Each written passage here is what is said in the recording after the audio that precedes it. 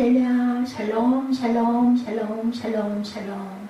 하나님 사랑합니다. 여러분, 주 안에서 사랑합니다. 오늘 데살로니가 전서 4장 1절에서 12절 말씀 우리 함께 교독했죠. 오늘 데살로니가 전서 강의 8강째입니다. 예, 여기에서 걷는 것에 대한 이야기를 하고 있습니다.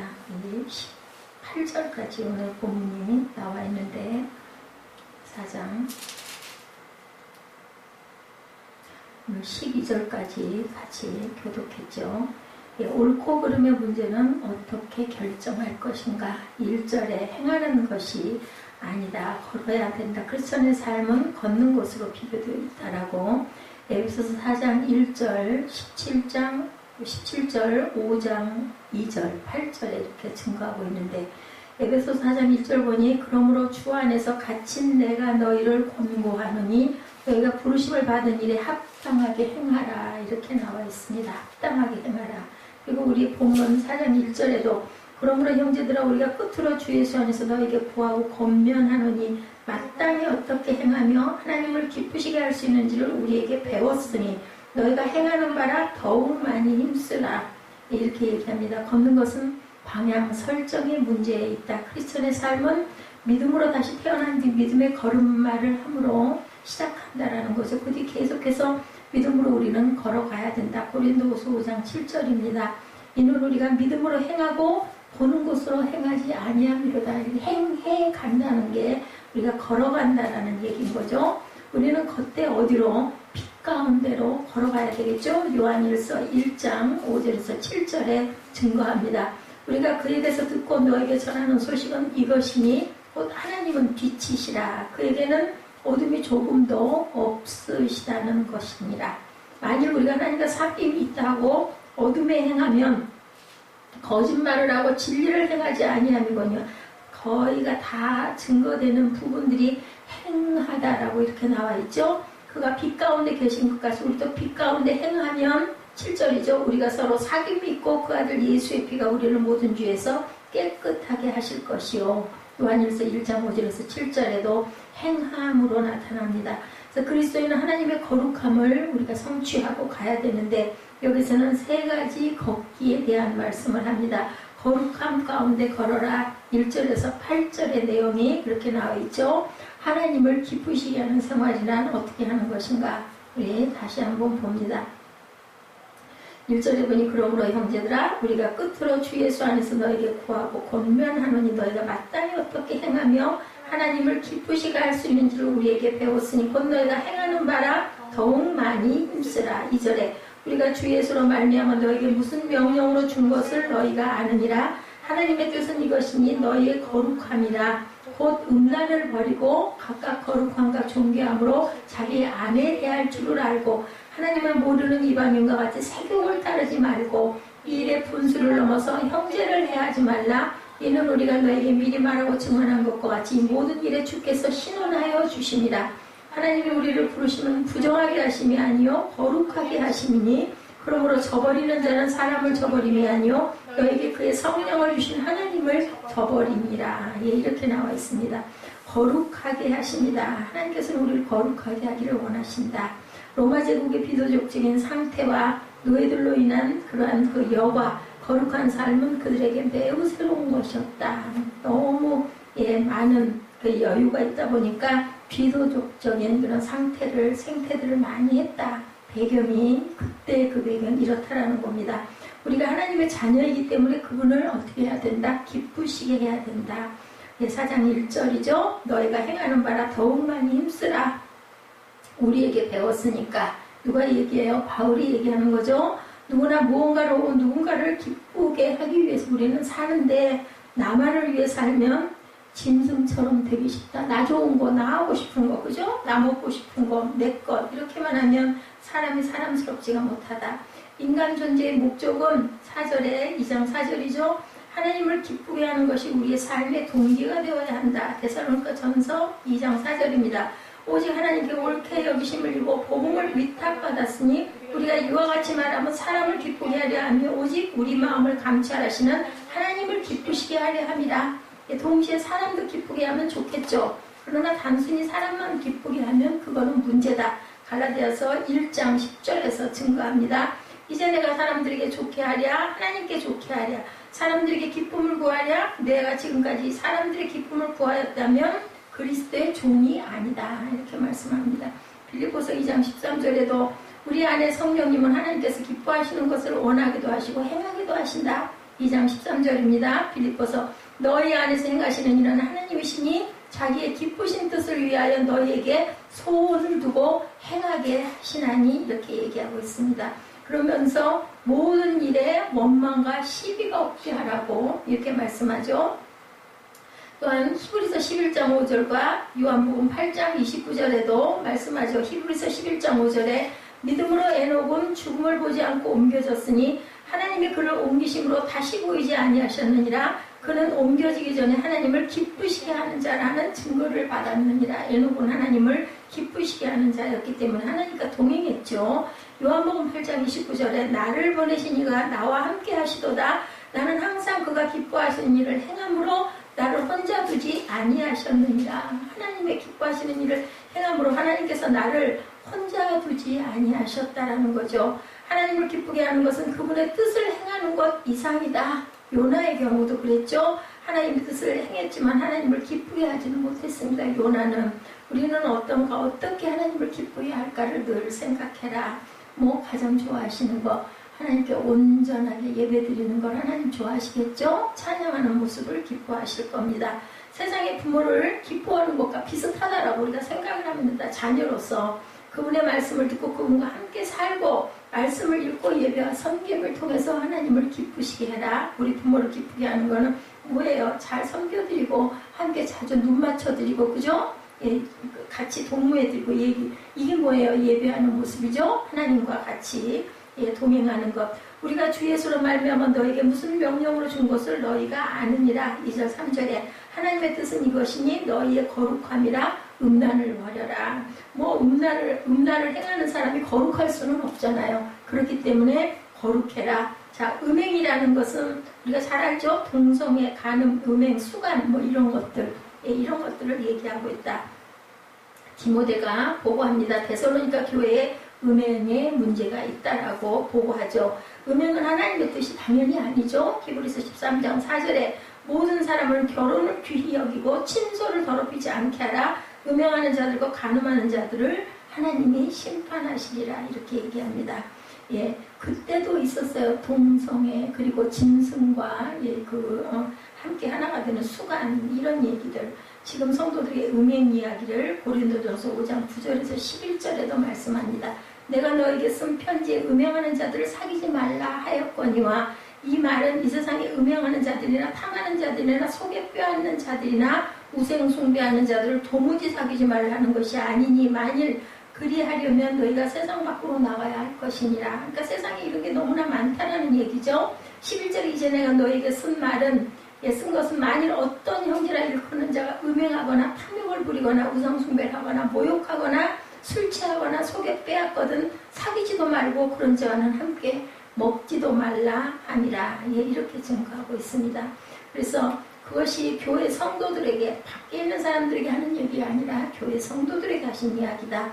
하나님이 가장 먼저 세우신 기관이 어디예요? 가정이에요. 그죠? 결혼 제도를 제일 먼저 만드셨습니다. 누구를 통해서 아담을 지으시고 그리고 독처하는 것이 너무 외로워 보여서 쓸쓸해 보여서 아내 하와를 만들어 줌으로 인해서 기본적인 가정을 하나님께서 창조하셨다. 세상의 모든 것은 사람이 만들지만 가정은 하나님이 사람을 만드시고 가정을 만드셨다. 고린도전서 7장 1절에서 5절에 증거합니다. 너희가 쓴 문제에 대하여 말하면 남자와 여자를 가까이 함이 좋으나 음행을 피하기 위하여 남자마다 자기 아내를 두고 여자마다 자기 남편을 두라. 남편은 그 아내에 대한 의무를 다하고 아내도 그 남편에게 그렇게 할지라.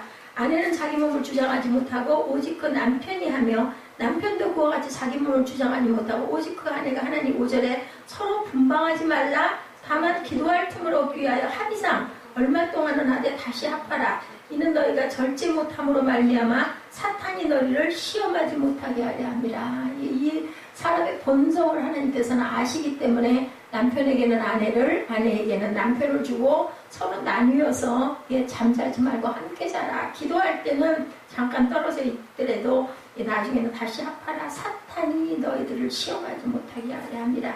그래서 옛말에도 있죠. 방에 한밤 잠자고 나면 그냥 칼로 물베기처럼 부부싸움은 다 해결이 되니까 절대로 각방에서 잠자지 말라는 얘기를 어른들이 합니다. 음행하지 말라는 건 성도들이 기쁨을 잃지 않도록 하기 위한 보호 조치다. 이런 것에 대해서는 하나님의 뜻을 우리가 물을 필요도 없다는 겁니다. 성적인 부도덕은 성경이 금하고 계신다. 4절에서 5절에 말씀하고 있습니다.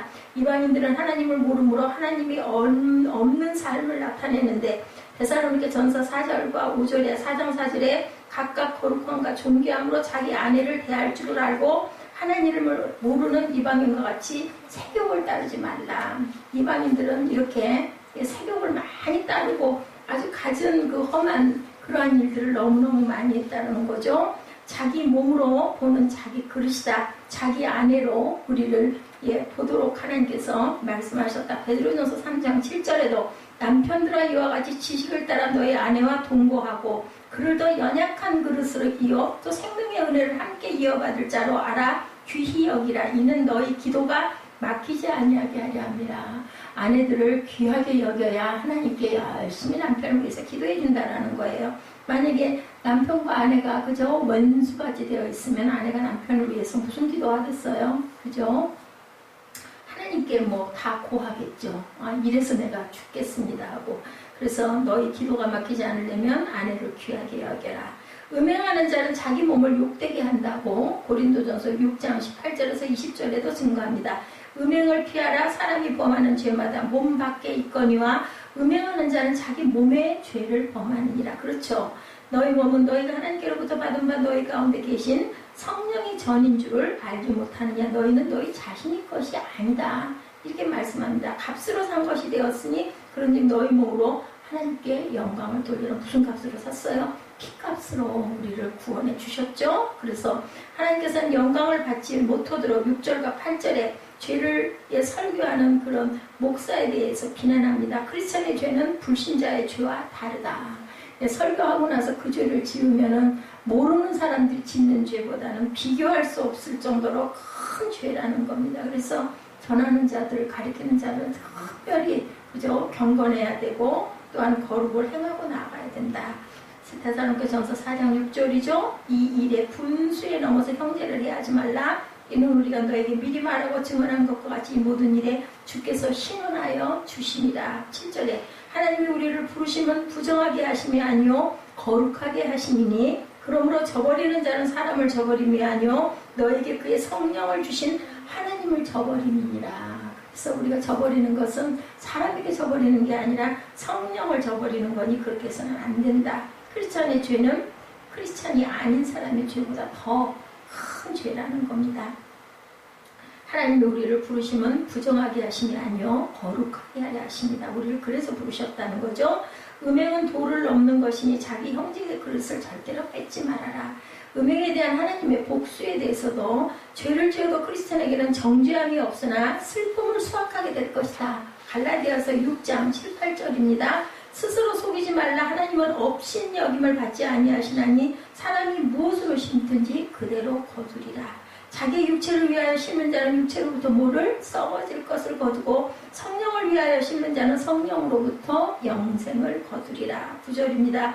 우리가 선을 행하되 낙심하지 말지니 포기하지 아니하면 때가 이름에 거두리라고 분명히 말씀합니다. 그래서 우리는 선을 행해야 되고 거기에 대한 어떤 그죠? 우리가 만족감을 느끼지 못하고 가끔은 억울한 경우 내가 이렇게 했는데 왜 이래 이렇더라도 포기하지 말아라. 때가 이르면 분명히 거두게 해주신다.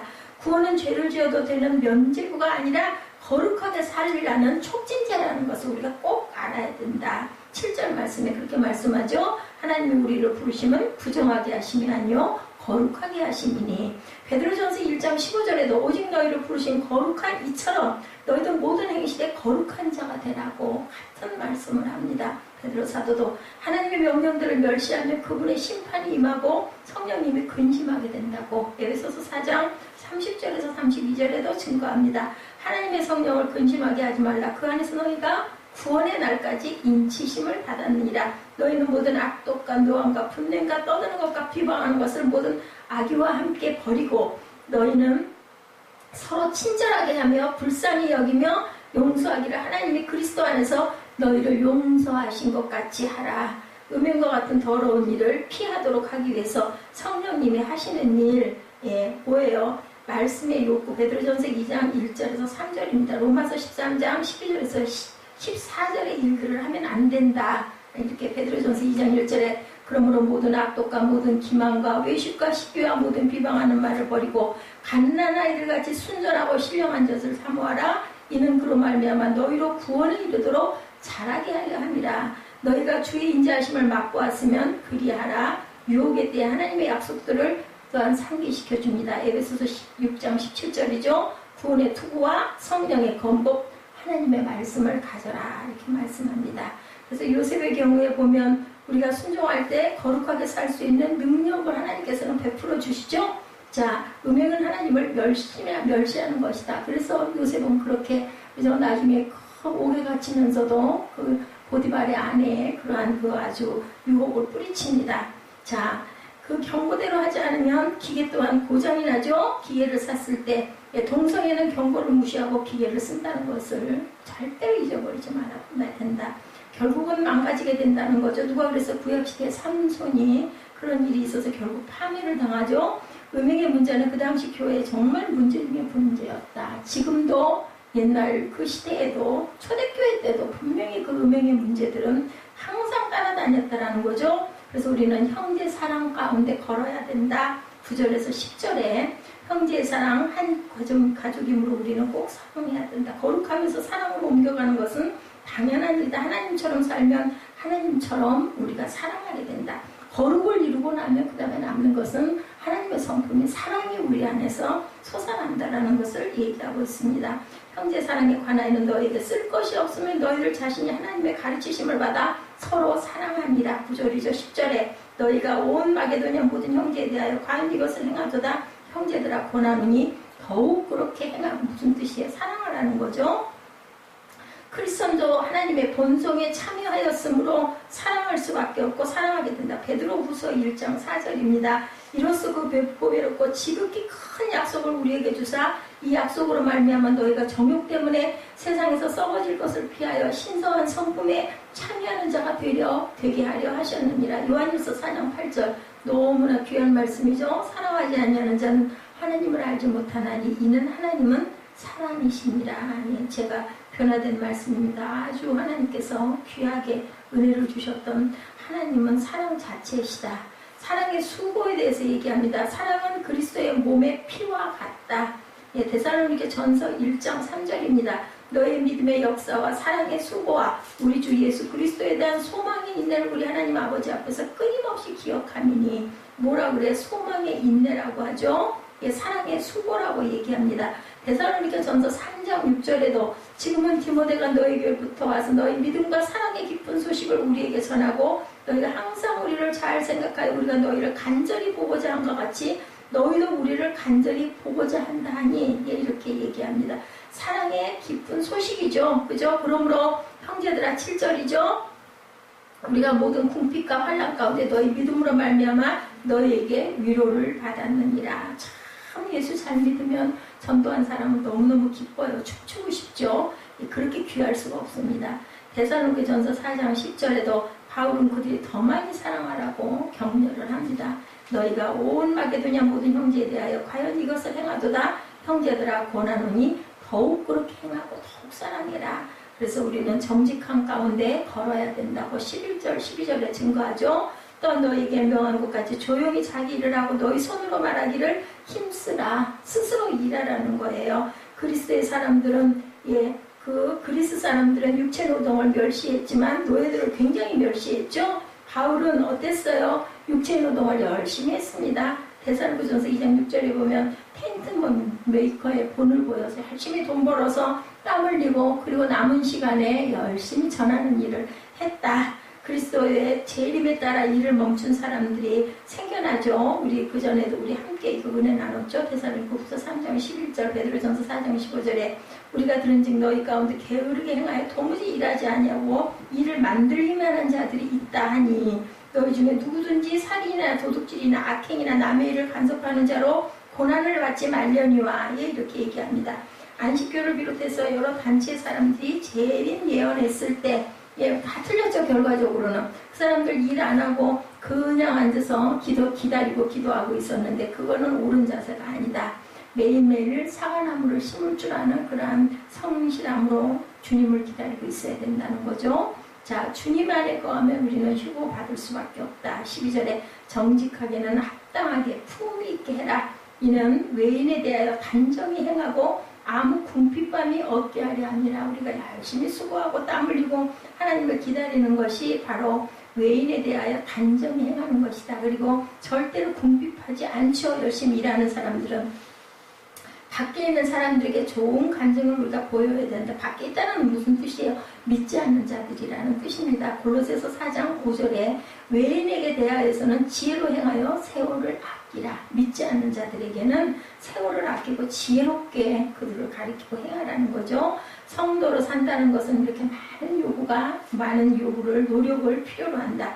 이래서 그리스도의 장성한 분량에 다다르게 된다고 에베소서 4장 13, 14절에 말씀합니다. 우리가 다 하나님의 아들을 믿는 것과 아는 일이 하나가 되어 온전한 사랑을 이루어 그리스도의 장성한 분량이 충만한 데까지 이르리니 이는 우리가 이제부터 어린아이가 되지 아니하여 사람의 속임수와 간사한 유혹에 빠져 온갖 교훈의 풍조에 밀려 요동하지 않게 하려 함이라. 오직 사랑 안에서 참된 것을 하여 범사에 그에게까지 자랄지라. 그는 머리니 곧 그리스도라. 예, 에베소서 4장 15절 말씀입니다. 그래서 우리는 하나님의 뜻을 온전히 알아야 된다는 거죠. 예, 지난번에 그 세월호 사건에 지금도 뼈 이런 것들이 그 선실에서 발견이 됐다라고 제가 며칠 전에도 그 차 타고 오다가 잠깐 아침에 뉴스를 들었습니다. 예, 476명의 승객을 태우고 가던 배가 침몰하죠. 수학여행을 떠나던 학생들이 그 슬픔 때문에 그 가족이 얼마나 아파하고 괴로워했을까. 그런데 그 배의 선정과 선언의 무책임한 퇴선의 모습이 그 사람들이 구원파의 지도자들이었다. 그래서 더 한 번 충격을 받았다. 구원파가 이단이기는 하지만 어쨌든 간에 그죠? 기독교 복음 친예회라는 간판을 달고 있다고 그랬죠. 엄청난 비극의 뒤편에 구원파라는 사람들이 있었다는 것 또한 기독교의 이름이 그런 것을 사육하는 사람들이 있었다는 것을 우리가 너무너무 놀란 사실이 있었습니다. 배의 침몰과 더불어 기독교라는 교회 예배가 침몰하는 슬픔을 다시 또 당하는 충격을 받는 일이었죠. 복음이란 말을 앞세우는 구원파의 사람들이 생명보다 모를 돈을 앞세우고 자식들의 꿈과 미래를 화물처럼 여기고 배를 운행한 비도덕적이고 비윤리적인 행태가 있었다는 거죠. 우리가 항상 그래서 믿는 사람들은 손가락질에 타겟이 된다는 것을 절대 잊지 말아야 된다. 가정의 달 이제 또 한 달이 다 갔습니다. 우리 성도들의 삶에 대해서 어떻게 진지하게 고민을 해봐야 되겠는데 생명을 존귀하게 여기고 생명을 위해 사랑과 정의를 세우는 가정과 교회가 되어야 되겠다. 오늘 본문에 복음을 믿는 크리스찬들이 어떻게 사는 것이 성도의 올바른 삶인가를 오늘 본문에서 계속 말씀하는데 하나님의 뜻대로 사는 삶이라는 것은 거룩하게 살아야 된다는 겁니다. 하나님의 뜻은 이것이니 너희의 거룩함이라. 오늘 3절에 말씀하죠.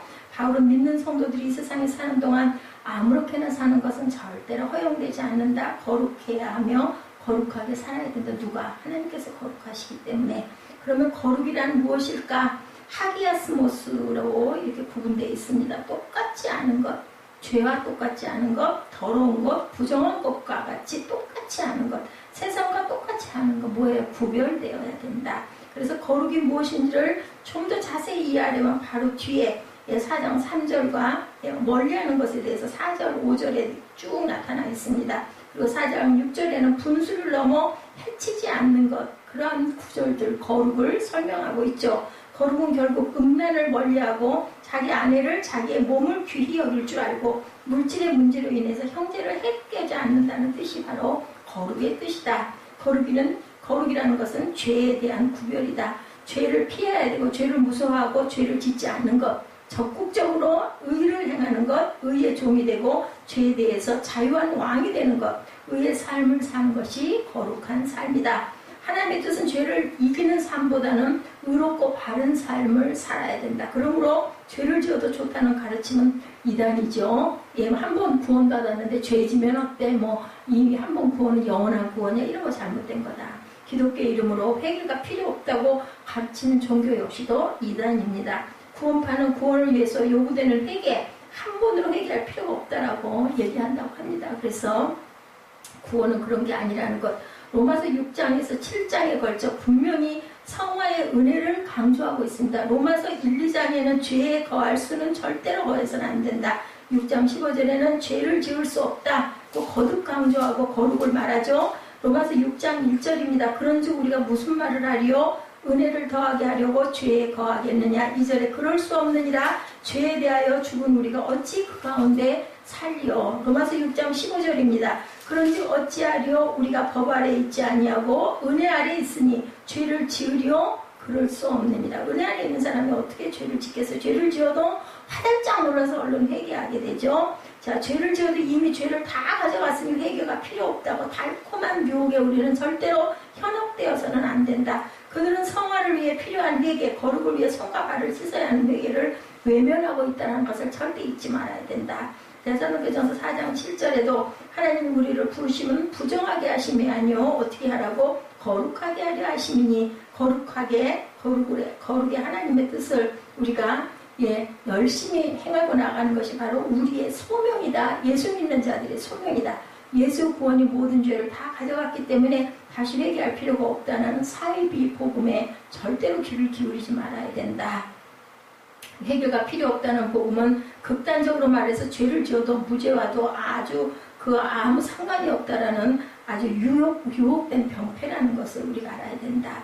거룩을 저버리는 자는 사람을 저버림이 아니요 너에게 그의 성령을 주신 하나님을 저버림이라는 것을 절대 잊지 말아야 된다. 8절에 증거하고 있죠. 죄를 다 가져갔다는 미혹에 속아 아무렇게나 죄를 짓고 산다면 회개도 없이 산다는 것은 가짜 복음입니다. 두 번째, 사랑의 삶을 살아야 된다. 자, 우리는 거룩한 삶을 살아야 되고, 두 번째는 사랑의 삶. 9절에 말씀하죠. 형제 사랑에 관하여서는 너에게 쓸 것이 없으면 서로 사랑하니라 라고 말씀합니다.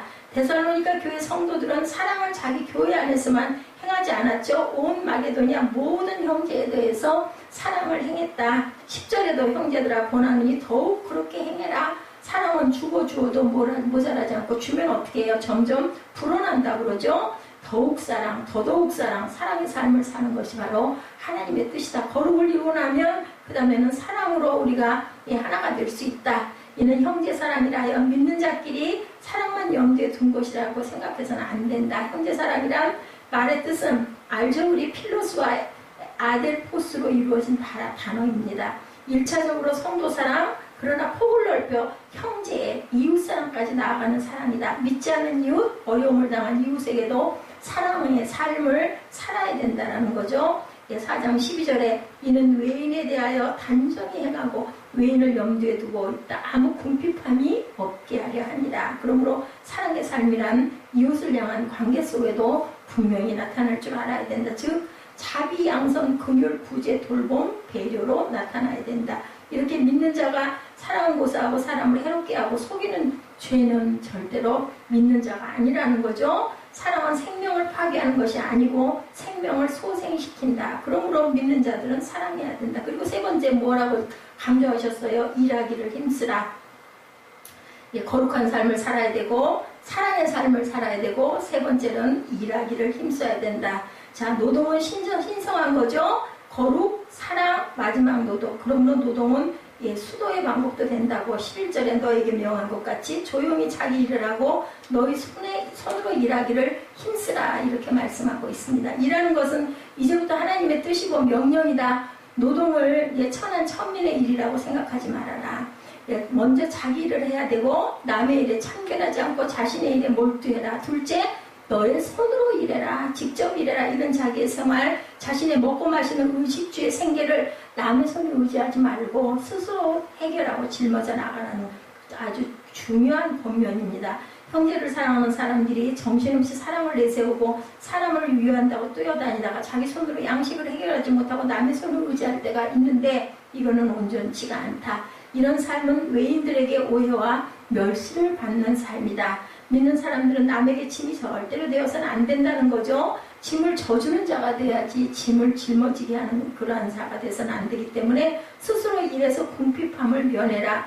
자립하고 그리고 자급하도록 힘써야 된다라는 말씀입니다. 신앙을 앞세우고 성능과 사랑을 앞세우고 일하지 않는 자는 하나님의 뜻을 어기는 것이다. 더군다나 재림이 임박하기에 모여서 주님 맞을 준비한다고 일하지 않고 아무것도 안 하고 그러고 있는 자들은 온전치가 못하다. 그렇기 때문에 우리가 항상 자기 자리에서 최선을 다하고 거룩한 삶을 살고 서로 사랑하고 그리고 뭐라 그래 손수고하기를 힘쓰라고 그러죠. 손으로 직접 일해서 그죠. 나의 것 그리고 남의 것까지도 채워주고 남의 짐도 들어줄 줄 아는 그러한 삶을 사는 것이 하나님이 기뻐하시는 삶이다. 거룩한 삶이라고 오늘 데살로니가전서 4장 1절에서 12절까지 하나님이 기뻐하시는 삶은 우리가 열심히 거룩을 이루고 가고 서로 사랑하며 그리고 손대접하기를 힘쓰고 내일은 항상 내가 할 줄 아는 노동의 그 땀 흘림도 가장 값지고 귀한 하나님이 사랑하는 모습이라는 것을 오늘 말씀을 통해서 우리가 깨닫습니다. 거룩을 이루는 저와 여러분 되시기를 주님의 이름으로 축복합니다. 기도하시겠습니다.